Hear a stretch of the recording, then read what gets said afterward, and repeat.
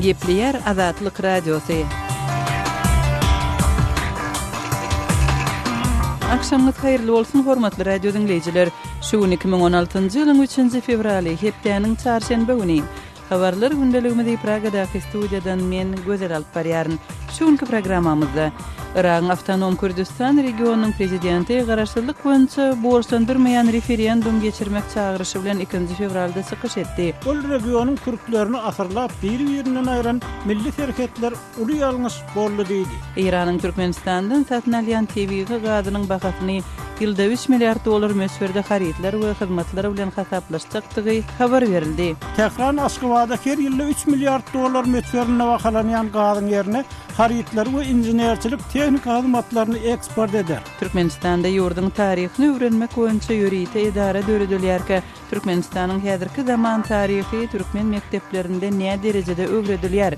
Täkmekden ilkinji ýyllaryndaky taryh hakynda sözlem bar. Şuň biz bu we beýleki temalarda jekmejek durup geçerik.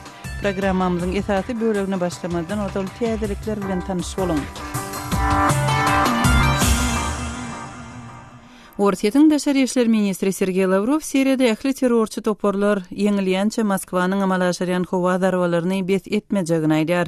Men bu howa zarwalarynyň bes edilmegine sebäp görmeýärin diýip Lavrov Amanyň paýtagty Moskatda geçirilen medeniýet konferensiýasynda aýtdy. 2 fevralda Birleşen Ştatlaryň döwlet sekretary John Kerry Siriýadaky uruşy bes etmek boýunça Birleşen Milletler Guramasynyň ýolbaşçylygynda gepleşikler geçirilýärkä, Ortiýetiň Siriýada opozisiýon toporlary bombalamagyny bes etmelidigini aýtdy. Ženewada resmi bolmadyk gepleşiklere gatnaşýan Siriýanyň käbir opozisiýon toporlary Ortiýetiň howa zarwalaryny bes etmegini özleriniň gepleşiklere gatnaşmagy üçin şert hökmünde öňe sürýärler.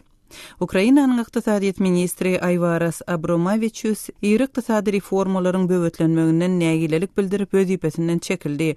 Şuň men Ukrainanyň ykdysady ösüş we sowda ministri wezipesinden çekilmek kararyna geldim diýip asly Litwaly Abromovičius 3 fevralda Kiýewde jurnalistlere aýtdy.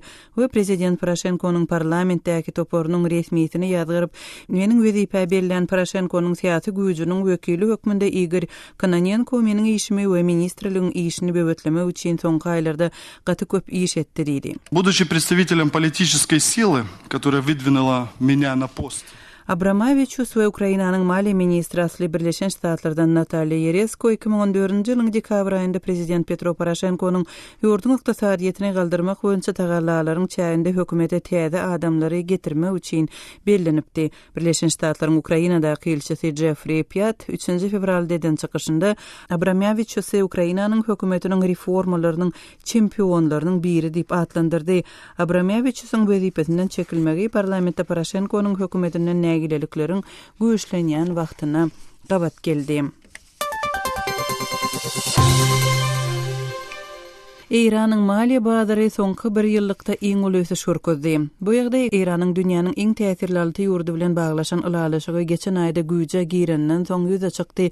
Tehranyň TEPDEX indeksi 2 fevralda 73,17 çemeti derejesine çykdy. Sanksiýalaryň aýrylmagyndan soň 10 güniň dowamında 16,16 million dolar mukdarda maýa goýumlarynyň ýatyrylmagynyň muňa sebäp bolanlygyny Bloomberg ýazýar. Iran halkara sanksiýalarynyň ýatyrylmagyndan soň ykdysady awadançylygynyň döremegine umyt baglapdy. Iran Islam Respublikasy indi çyg newtini erkin satyp bilýär we daşary ýurtlaryň banklarynda ençe ýylyň dowamında doňdurylyp saklanan 100 milliard dolar möçberdäki pulundan peýdalanyp bilýär. Sanksiýalaryň aýrylmagyndan bäri Iranyň sowda dolanşygynyň möçberi 3 esse ýokurlandy we 40 million dolardan 133 milliona ýetdi.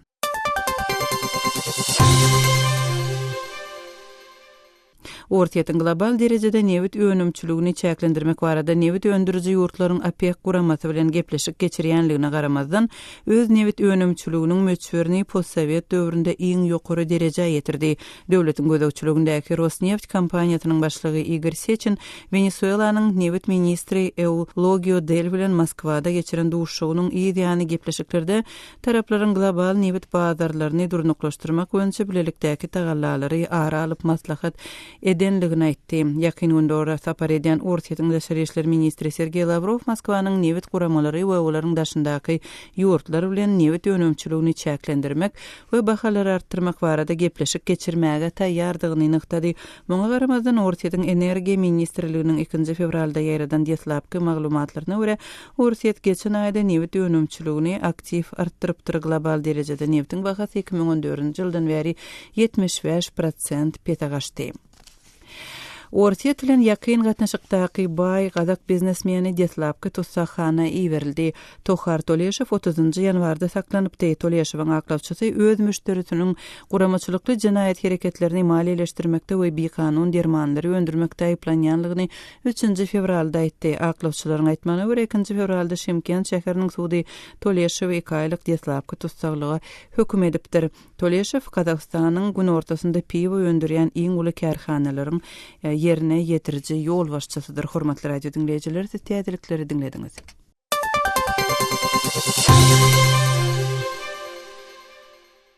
Gepleyer Azatlyk radiosy habarlar gündeligimizde başlaýarys.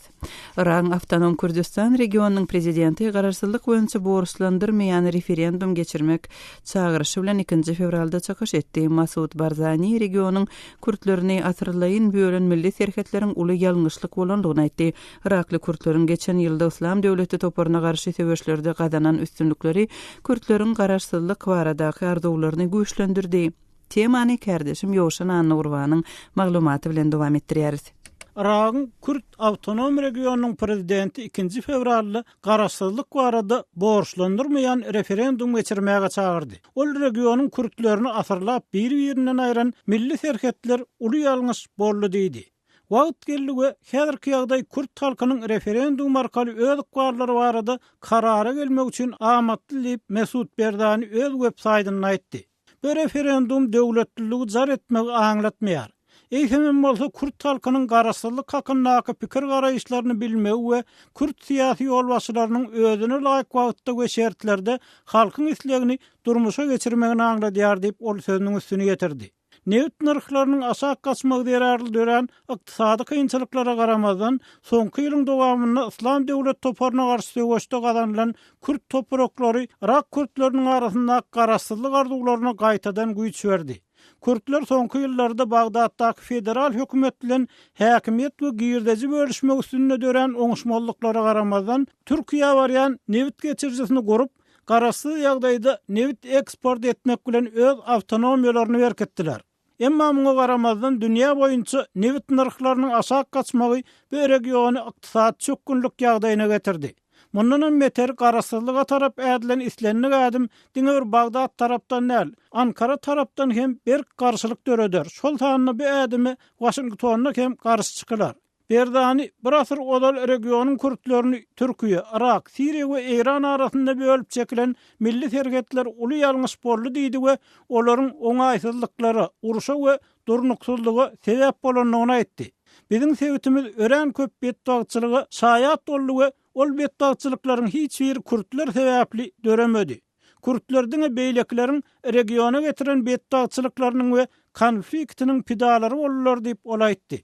Ol referendum geçirmegiň belli bir wagtyny aýtmady. Emma Urdaw Nokotnetiň ýazmagyna görä, Berdani kanun çykarjylary referendumyň Birleşen Ştatlarda noýabrda geçiriljek prezident saýlawlaryndan öň geçirilmegini isleýänligini aýdypdyr.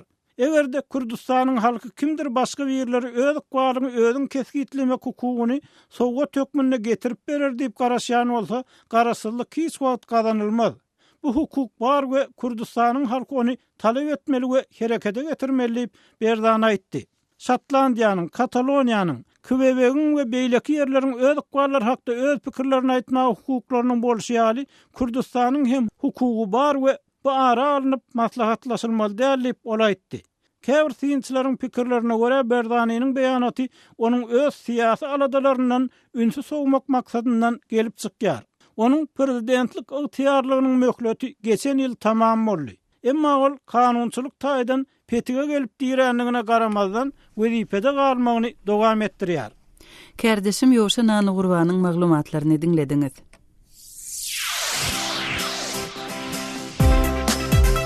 Hormatly dinleyijiler, Azatlyk radiosynyň maglumatlaryny Kontakty sosial ulgamynda hem izlerlap bilersiňiz. Ol ýerde ýurdun içine we halkara arenasyna bolup geçen wakalary bilermenleriň pikir araýşlaryny okap izlerlap bilersiňiz. Şeýlede Kontakty arkaly biziň bilen habarlaşyp, maglumatlaryňyzy hem galdyryp bilersiňiz. Biziň Kontakty sosial ulgamyndaky sahypamyzda Azat Habar salgysynyň üstü bilen tap bilersiňiz. Gaýtalaýarys. Azat radiosynyň Kontakty sosial ulgamyndaky sahypasyny gözleg bölümine Azat Habar ýazyp tapyp bilersiňiz. Gepleýär Azatlyk radiosy siz habarlar gündeligimizi dinleýärsiňiz. Owanistandan gowşýan soňky maglumatlarda ýurdun Barglan vilayetinde hökümet güýçleriniň we söwüşçileriň arasynda güýçli söwüşleriň barýanlygy aýdylýar. Şeýle-de Owanistannyň Demirgazynda ýerleşýän bu vilayaty Özbegistanyň gelýän elektrik energiýasy bilen üpçün edýän elektrik sütünleri sanynyň çykarylypdyr. Owanistandaky habarçymyz Şamerdan Gulumuradynyň berjek maglumatlaryny dinläli. Demirgazyk Awganystanyň Baglan vilayatynda Awgan güýçleri bilen jeňçileriň arasynda indi bir hepde gurrak wagt bäri çatyşyk dowam edýär. Uruşda 50 golay jeňçiniň öldürilendigini we onlarça militanyň yaralanandygyny resmiler aýdýar. Şoňa garamazdan Baglan vilayatynda jeňçileriň basyp alan regionuny ýygyna gaýdyp almak Awgan güýçlerine başartman gelýär. Baglan vilayatynyň hakimi Abdulsettar Barazyň aýtmagyna görä, şu günki çaknaşykda hem 13 militan helak bolupdyr. Hüjümçileri ýa serpikdirmek üçin alada edilýär. Hökümet güýçleri bilen jeňçileriň arasynda çaknaşyk barýar. Uruş harekatlarına daşar ýurtly militanlar ýol başçylyk edýär.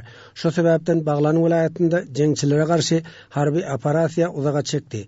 Daşar ýurtly militanlar ta ölmese öz ýaragyny ýerde goýmaýar diýip Baraz aýtdy. عملیات امروز دشمن 13 کشته داره سرگروپای دندیغوری میر باشه. Uruşda elektrik sütünlerem yıkılıptır ve elektrik geçirci linesi üzülüptür. Elektrik geçircisinin uğruna jeňçilerin kontrolluk edýänligi aýdylýar. Awgan armiýasynyň baş ştabynyň başlygynyň ornmasary general Murad Ali Muradyň Azatlyk radiosyna aýdyşyça harby operasiýanyň maksady döwlet garşydaşlaryny Baglan vilayatynyň gowy çykarmakdyr. Elektrik geçircisinin goragy üçin hem tagalla edilýär. Elektrik sütünleriniň ýumrulan ýerinde jeňçiler hereket edýär. Ýöne tutuş Baglan vilayatynyň şo sanda jeňçileriň merkezine öwrilen Dendigory we Dendi Şahabedin etrafynyň talep söwüşçilerini paklemek üçin çare görülýär, dip general Murad aýtdy. هدف عملیات پایه‌ای برق نبوده بلکه پاکسازی مخالفین مردم افغانستان. Elektrik geçircisine özlerinin ziyan yetirendigi baradaky habary Taliban redetdi. İl behbetli ulgama özlerinin zeper yetirmeýändigi Talibanyň ýaradan beýannamasynda ma'lum edilýär. Awganystanyň elektrik energiýa boýunça adarasynyň sözçüsi Wahidullah Tawhidi ençeme elektrik geçirji sütüniniň erre ýagny demir kesýän pyçygy bilen kesilip ýykylyp aýrylandygyny aýtdy. Ýumrulan elektrik sütünlerini galdyrmak heniz başartmandyr. Dendi Şahabedin sebitinde elektrik sütünleri weýran bolupdyr. Elektrik linesi üzülüpdir. Şonuň üçin Özbegistandan paýtaxt Kabula iberilýän elektrik tok kesildi diýip Tawhidi aýdýar. Paya bande yara kredi paya enhiras ekru dan Şahabedin sesimaki narawul kigi Baglan vilayaty Demirgazyk Awganystan bilen paýtaxt Kabuly birleşdirýän umumy ýoluň orunda ýerleşýär. Baglan vilayatynyň merkezi Pulhumur şäherinde jeňçiler geçen akşam hüjüm edipdir. Şaýmerdan Gulumurady, Kabuldan Azatlyk radiosy. Owanistandaky soňky ýagdaýlar barada habarçymyz Şaýmerdan Gulumuradynyň maglumatlaryny dinlediňiz. Häzir bolsa bildirişimizi dinleň.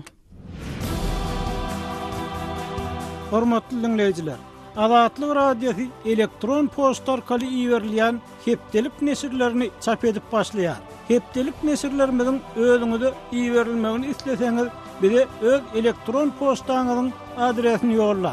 Öz adreslerinizi metduat, e-mail belgisi gmail.com adresimize, şeýle-de Moskwadaky telefon nomerimize SMS arkaly iýerip bilersiňiz. Telefon nomerimiz 7-926 236 04 55. Telefon nomerimizi gaýtalaýaryn. 7-926 236 04 55. Azatlyk radiosynyň elektron posta arkaly iýerýän hepdelik nesirlerine ýazylmagy gijikdirmä. 1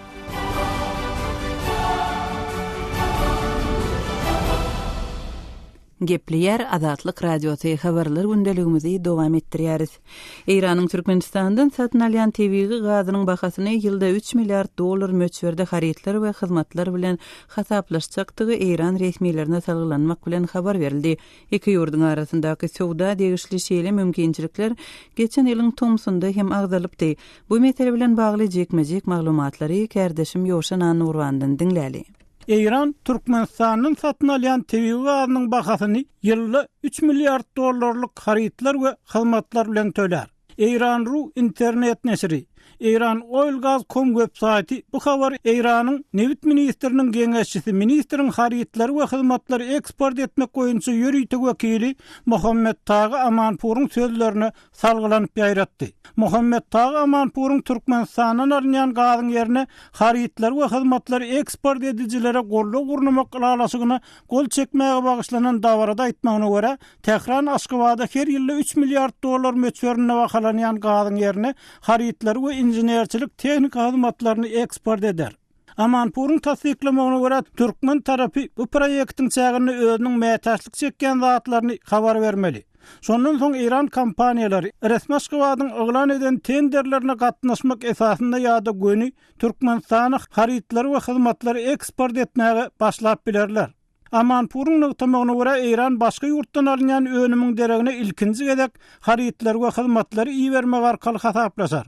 Egerde biraz ýyla çekilsek 2015-nji ýylyň tomsunyna Tehran bilen Aşgabatyň arasynda Türkmenistanyň satyn alýan gazyň bir böleginiň bahasyny barter, ýagny haritler we hyzmatlar görnüşinde hasaplaşmak barada alalaşyga gelinipdi. Bu alalaşyk geçen ýylyň 27-nji ýylyna Iranyň Newit ministriniň daşary gatnaşyklar boýunça ornwasary Amir Hosein Zamaniniýa tarapyndan eglan edilipdi. Ol bu alalaşyga Iranyň Newit ministri Bizan Zengeneh bilen Türkmenistanyň daşary işler ministri Reşit Meredowyň arasynda geçirilen gepleşikler netijesinde gelinendigini aýdypdy. Şonda berilen sanlara görä İran Türkmenistana gazyň deregine 1 milliard dollar möçberine harit we hyzmat bermek barada şertnama gol çekipdi. Ýöne mundan öňhem, ýagny 2012-nji ýylyň dekabrynda hem İran telewizionyasynda Türkmenistan bilen Iranyň gaz gepleşiklerini barter tölew barada alalaşylandygy habar berilipdi. Şol wagtda Iranyň Mehir habar gullugy Tehranyň Aşgabatda gaz üçin 1 milliard dollar möçberine bergisiniň bardygyny habar beripdi. Metbuat habarlaryna aýdylmagyna görä İran soňky 20 ýylyň dowamında Türkmen TV gazyny satyn alýar we ýurduň Newit ministrligi İran öňürjilerini Türkmenistana önüm ýermäge ýygyderli hyzuglandyryp gelýär. Amanpur İran İslami Respublikasynyň prezidentiniň geçen ýyl Türkmenistanyň saparyny ýatlap iki tarap bilen gepleşikler mahalyna Aşgabat bilen Tehranyň arasynda harit dolanşygynyň möçberini ýakyn 10 ýylda 60 milliard dollar möçberine ýetirmek barada alalaşylandygyny aýtdy. Şeýle eksport edilýän İran haritlarynyň diňe Türkmenistanyň Newit senagatyna berýär bolan haritler bilen çäklenmejekdigini eýsem Aşgabatyň özüne gerek bolan islenlik haridi alyp biljekdigini bellädi. Daşary ýurda berilýän Türkmen gazynyň bahasynyň haritler we hyzmatlar ýagny barter esasynda tölenmek barada gurrun edilenini mundan ol ýagny 1990-njy ýyllarda Türkmenistanyň Ukrainaýa berilen gazyň bahasyny haritler we hyzmatlar şol zanda täze bayramçylyk üçin arça gaşlar görnüşinde hem hasaplaşanlygyny ýatlap bolar. Şol wagtda Türkmen lider soňky aýlarda ýurtda daşary ýurtlary eksport edilýän önümler köpeýändirmegi, ýurt gazynasyna girýän valyutanyň altyn puluň möçberini artdyrmagy, daşary ýurtlardan olsa iňdir urgu ýokary hil haritler we hyzmatlar almagy talap edýär. Kärdeşim Ýoşan Anurwanyň maglumatyny dinlediňiz.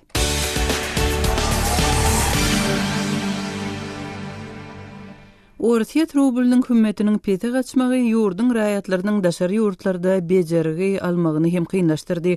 Has ejir çekýän toporlaryň biri hem ýurduň daşynda bejerigi almagy ýa-da bejerigi üçin daşary ýurt valyutasynda pul tölemäge mejbur syrkawlardyr.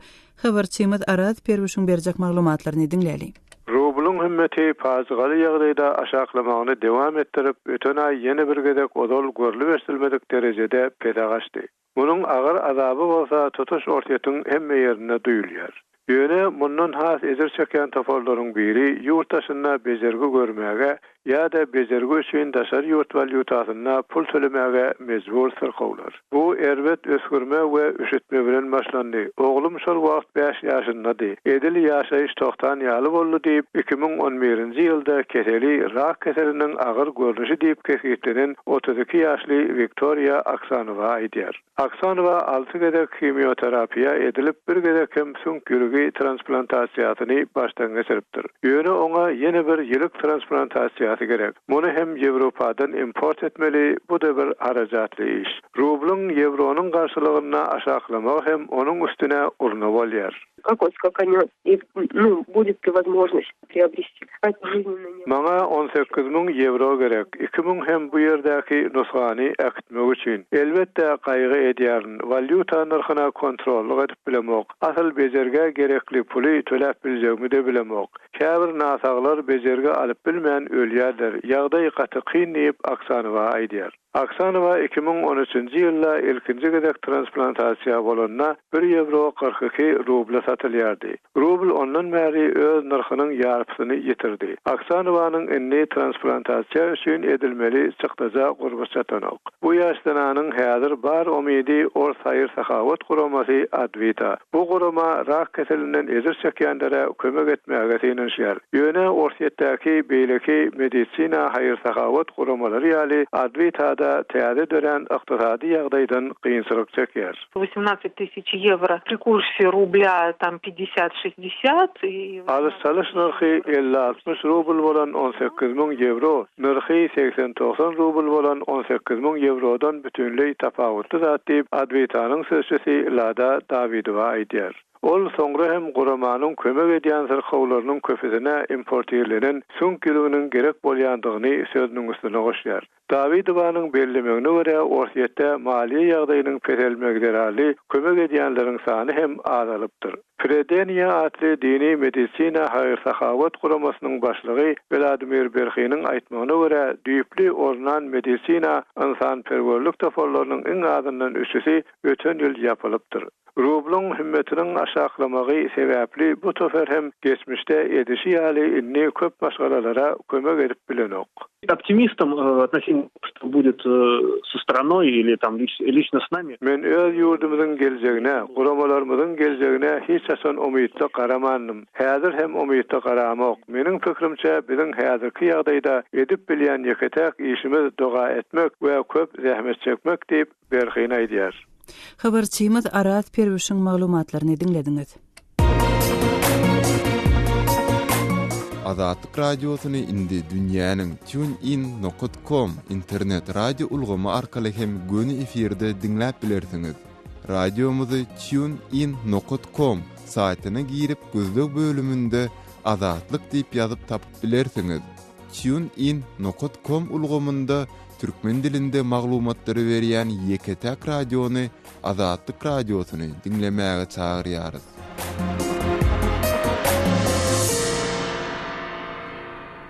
Gepleyer Azatlyk radiosyny habarlar gündeligimizi dinleýärsiňiz. Türkmenistanyň Ilymlar Akademiýasynyň ýanynda ýurdun taryhyny öwrenmek boýunça ýürüýte komitet dörediler. Bu barada Türkmen hökümetiniň ýaňy ýakynda geçirilen maslahatynda eglan edildi. Eýse Türkmenistanyň häzirki zaman taryhy türkmen mekdeplerinde näme derejede öwrediler? Ýurt raýatlary türkmen döwletiniň düýbüniň tutulşy we bu urdan halkyň öňünde iş bitiren şahsiýetler barada näme bilýärler? Türkmenistanly ýazyjy Amanmurat Bugaýew bilen geçirilen söhbetdeşligi dinläli. Söhbetdeşligi kärdeşim tekrar geçirdi. Amanmurat Türkmenistanyň okuw kitaplarynda, mekteplerinde Türkmenistan döwletiniň döredilmeginde uly rol oýnan şahsiýetler barada sapaklar geçilýärmi? Türkmenistanyň umumy bilim berýän orta mektepleriniň Türkmenistanyň taryhy okuw programmasyny okuw dersini 2009-njy ýyla çelli şolar hakynda hiç ýyly gurrun edilmedi. Kitapda hiç ýyly maglumat berilmeýärdi. Ýöne 2009-njy ýyldan başlap okuwçylara hödürlenen Türkmenistanyň taryhy dersi laýtyrda 9-njy klass sünnetlenip çykarylan okuw kitaplaryny şolar hakynda juda kelte gurukly maglumatlar berilýär. Juda gurukly kelte maglumatlar täze. Amanmurat şo berilýän maglumatlar näme? Ýagny şo maglumatlaryň jekmejegi barada birazjyk dolurak maglumat beräýsiňiz? O maglumatlar o bölümlene Türkmenistan'ın Tebet Ahmet'in ilkinci yıllarındaki tarih hakkında üç sözlem var. Sonundan 1924 yılın 27. Oktyabr'ında Ester Fizi yani Ester'in yerine getirdiği komitetinin Türkmenistan Ester'in döretmek hakkında karar kabul edildiği aydılıyor. Hem 25. yılın fevral ayında Türkmenistan'ı bütün Türkmen birinci kurultayının getirilenmediği, şonunu Türkmenistan Tebet Sosyalistik Respublikası'nı döretmek hakkındaki zarnamanın kabul edildiği aydılıyor. Hem sosapağın yani bir tarihde ödürlenen tarih malumattan devamını Türkmenistan Ester'inin yerine getirdiği komitetinin başlıklığını Nedirvay Aytak'ın saylananlığını, Türkmenistan'ın Halk Komiserler Sovyeti'nin başlıklığını Gayrı Atabayev'in saylananlığı hakkında aydılıyor. Boloni vesselam. Amanrada soňky ýyllarda garaşsyzlyk döwründäki prezidentlaryň, ýolbaşçylaryň atlary birnäçe deshalary dakylly ýa-da olaryň heykeli, monumentleri dikeldiler. Soňky ýyllarda Türkmenistan döwletiniň döredilmeginde uly rol oynayan şahsiýetler hakda edilen zat boldymy? Ester döwrü şolaryň şahsiýetini dikeltmek, tarih hyzmatyny ýerine ýetirmekde hem-de ýadgarlyklaryny ebedileşdirmekde bir topardatlar edilipdi. Ýöne haýp garaşsyzlyk ýyllaryny Türkmenistan döwletiniň düýbüni tutan ýolbaşçylar hakynda hiç iş edilmedi. Muny önemli tasdiklap bolýar. Amanrada men bilişime göre ýurdun döwlet hökmünde döredilmeginde uly rol oynayan şahsiýetleri ýatladyň monumentler, heykeller ýa-da olaryň adynyň dakylan köçeler hemmade şolaryň garaşsyzlyk ýyllarynda ykbaly nähil boldy? Garaşsyzlygyň ilkinji ýyllaryndan başlap Türkmen denli derejeli öz başda Türkmenistan döwletiniň düýbüni tutanlaryň hormatyna dikeldilen ýadgarlyklar ählisi dumrully, on hiç sebäbi ýerine aýdylmady, hiç tat edilmedi. Şeýle ýumrulan ýadgarlyklaryň içinde Nedirvay Aytak'ın, Gayrı Atabayev'in paýtagtdaky ýadgarlyklary hem-de etraplan käwelindäki ýadgarlyklaryny aglamak bolýar. Olaryň adyny diňe paýtagtda däl her vilayetde diýen ýaly birden köçeler dakylypdy. O köçeleriňde hemmesi uçdan tutma ady ýatyrly. Ya bolmasa şolaryň bitiren hyzmatlar gözüňe tutulup, şolaryň adyny dakynýan kolhozlar, sowhozlar bardy. Ya bolmasa meselem Krasnovodsk häzir Türkmenbaş şäherinde Ester derejesinde de tananýan, balygy konserwleýän, balygy gaýtadan işleýän zawodlar Nedirvay Aytak'ın adyny nakynýardy. Şo zawoddan Nedirvay Aytak'ın ady aýrylyp bir saklanıp galan zat Kakra ýonuny Gayrı Atabayev adyndaky Bayhan birleşik saklanıp galy hem-de men mundan 1 kilolol baranymda Gayrı Atabayewiň Kakra ýonuny bina edilen şol Bayhan birleşikde bina edilen ýadgarlygynyň düýbi zirzibil dökünýän ýere urulypdyr. Oň renkinem paýgarar ýalylar. Edil şunkun Gayrı Atabayew Nedirvay Aytak we Sehet Muradowy beýleki ýolbaşçylary ýadyna salýan olaryň hormatynyň iýlikçinde bardygyny güwäk etýän hiç zat ýok. Türkmenistanly ýazyjy Aman Murat Bugaýew bilen geçirilen söhbetdeşligi dinlediňiz. Hormatly radio dinleýijiler, Türkmen döwletiniň düýbüni tutmakda iş bitiren şahsiýetler barada siz näme bilýärsiňiz? Öz pikirleriňizi Azatlyk radiosynyň azathabar.com web saýtyna şeýle-de Facebookda Azatlyk radiosy we WhatsApp sosial ugamynda Azat Habar sahypalarymyza tesvir görnüşinde ýollaň azathabar.com web saýtymyza Türkmenistandan derwezan.net ýa-da garawum.info proxy saýtlar arkaly girip bilersiňiz. Biz bilen telefon arkaly hem habarlaşyp bolýar.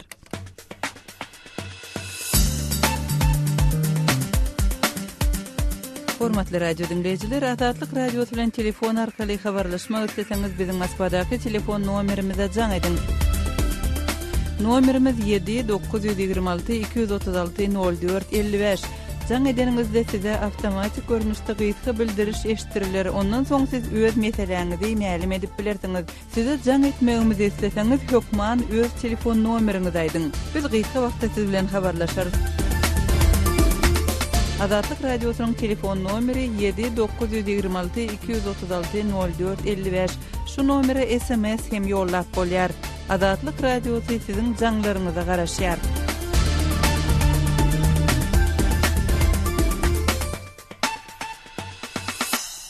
Hormatly radio dinleyijiler, şunun bilen yarım saatlyk habarlar gündeligimiziň şuňky sanyny jemleýär saglary ketmeden soň gepleşigimizi ýazgy görnüşinde dinläp bilersiňiz. Azatlyk radiosynyň efir tolkunlarynda galyň.